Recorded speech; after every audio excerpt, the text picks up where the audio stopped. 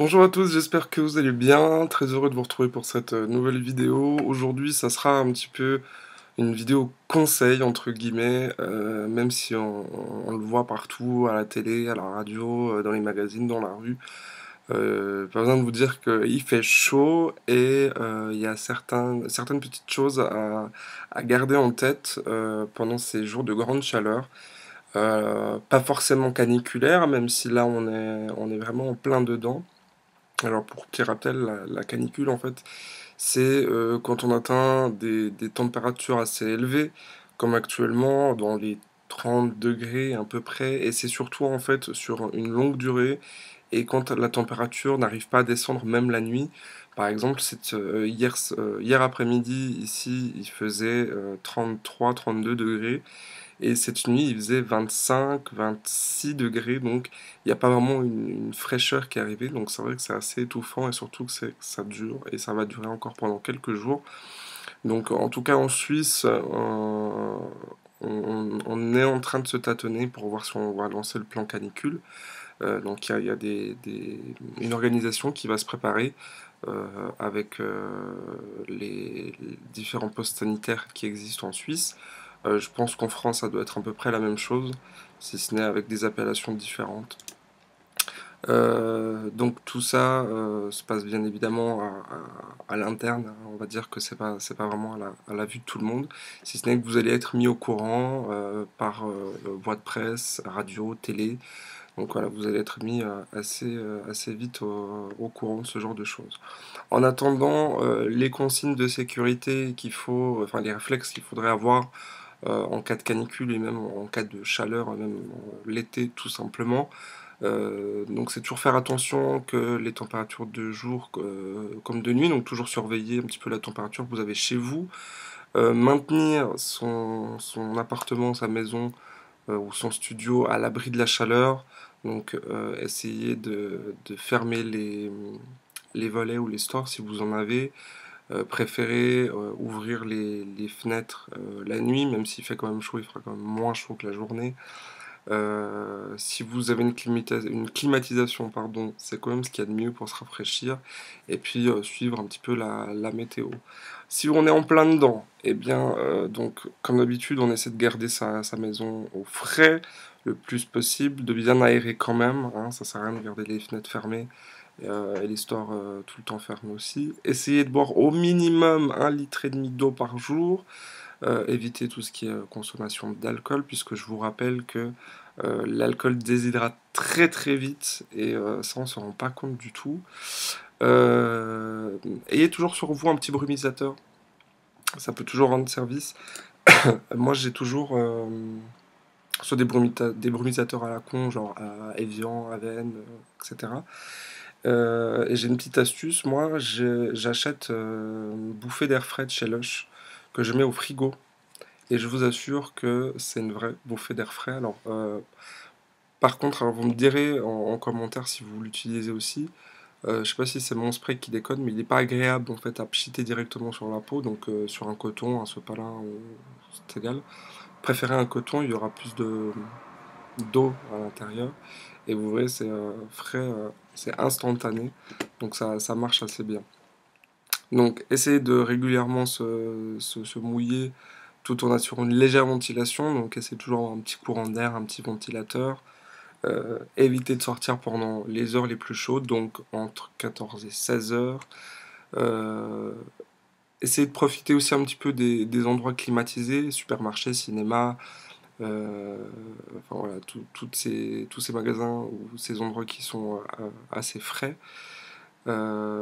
Manger normalement, essayez de manger plutôt des produits qui sont riches en eau, fruits, légumes, de la soupe par exemple. Alors vous allez me dire oui mais il fait trop chaud. Alors oui il fait chaud, mais vous serez beaucoup moins fatigué en consommant des aliments et des boissons chaudes que en buvant de l'eau froide. Alors pour vous expliquer grosso modo pourquoi, c'est tout simplement que votre corps va devoir utiliser plus d'énergie à réchauffer ce qui tombe dans votre estomac. Donc par exemple on prend un thé glacé ou un frappuccino, quelque chose comme ça de très froid.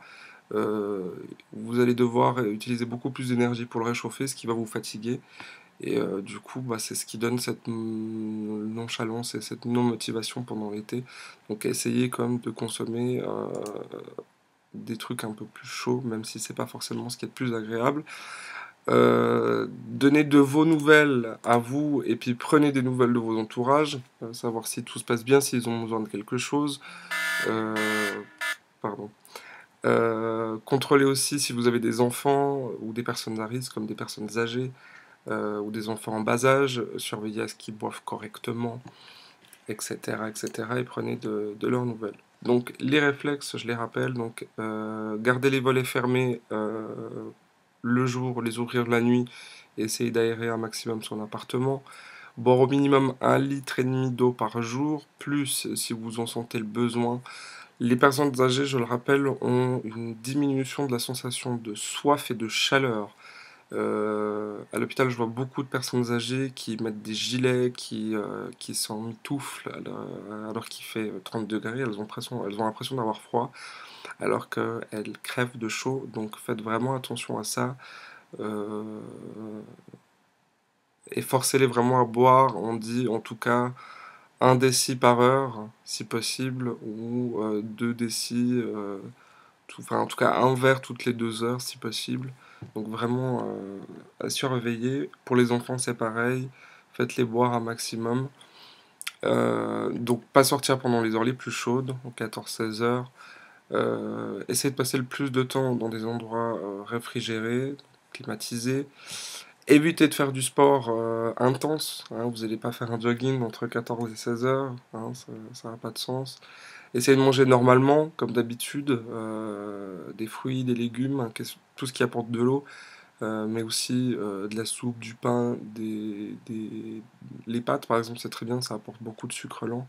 Donnez de vos nouvelles à votre entourage et puis prenez des nouvelles de votre entourage. Si vous travaillez dans des endroits qui sont pas climatisés, où vous n'avez pas la possibilité d'être protégé du soleil, faites attention, soyez vigilants, et puis pensez à vos collègues et à vous-même, et puis encore une fois, évitez tout ce qui est consommation d'alcool, c'est vraiment très mauvais, et puis vous allez vous déshydrater, on n'a rien de temps, donc voilà. Bah, j'espère que ces petits conseils vous serviront, n'hésitez pas à faire tourner la vidéo, même si c'est du rappel, que vous l'entendez tout le temps, c'est vraiment des choses à prendre au sérieux. Je vous explique même pas à l'hôpital le nombre de gens qui sont aux urgences parce qu'ils sont complètement déshydratés.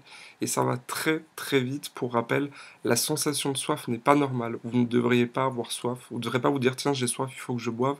C'est déjà le premier stade de la déshydratation. Donc buvez même si vous n'avez pas soif. Forcez-vous. J'entends plein de gens qui me disent mais moi je bois pas beaucoup, j'ai pas besoin de boire beaucoup. C'est faux. Alors je vous dis pas de boire 3 litres, hein, ça n'a pas de sens, c'est pas bon non plus de surcharger ses reins, mais on conseille vraiment au minimum 1,5 litre par jour. Donc 1,5 litre, c'est l'équivalent d'une bouteille de thé froid classique. Vous pouvez prendre une bouteille comme ça et puis la remplir d'eau. Euh, enfin voilà, essayez vraiment de vous hydrater un maximum, c'est hyper important. Ensuite, bah, il y a plein de petites astuces pour se rafraîchir, comme je vous disais. Donc par exemple, si je prends alors ça c'est eau à rhum, mais ça marche avec par exemple toutes les bouteilles Lush, même les brumisateurs Evian, vous les mettez au frigo, ce qui va rafraîchir, ce qui va vous donner vraiment un côté frais qui est très très agréable. Profitez aussi de prendre des douches plutôt fraîches, ce qui peut vous aider à vous rafraîchir le soir principalement, ça vous aidera à mieux dormir. Si vous avez de la peine à vous endormir parce qu'il fait trop chaud, euh, levez-vous, faites des activités normales, évitez la télé, tout ça. Et puis allez vous mettre sur la nuque une lavette, enfin un bout de tissu avec de l'eau froide dessus. Et puis vous essayez de vous rafraîchir la nuque et vous verrez, ça va vraiment vous relaxer et vous aider à vous endormir. Donc voilà. Si vous aussi vous avez des petits conseils à partager pour essayer d'avoir un été un peu plus frais, eh bien n'hésitez pas à laisser des commentaires et puis soyez vigilants pour passer une belle fin d'été, même si on arrive gentiment au bout. Et voilà. Je vous fais à tous de très gros bisous. Je vous ferai une autre vidéo peut-être tout à l'heure ou demain sur une cigarette électronique que j'ai commandée. Je vous donnerai mon avis, qu'est-ce que j'en pense, est-ce que c'est bien ou pas. Et puis dans le courant de la semaine, je vous en ai parlé sur Twitter, donc n'hésitez pas à me suivre pour avoir un petit peu de mon actu. J'ai un ami qui va me rapporter plein de produits des États-Unis, je me réjouis. Donc du coup je ferai un haul, un espèce de haul dans la semaine dès que je les ai reçus. Donc voilà.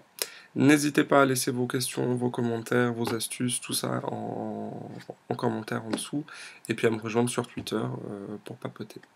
Je vous fais des bisous, passez une excellente journée. A plus, ciao.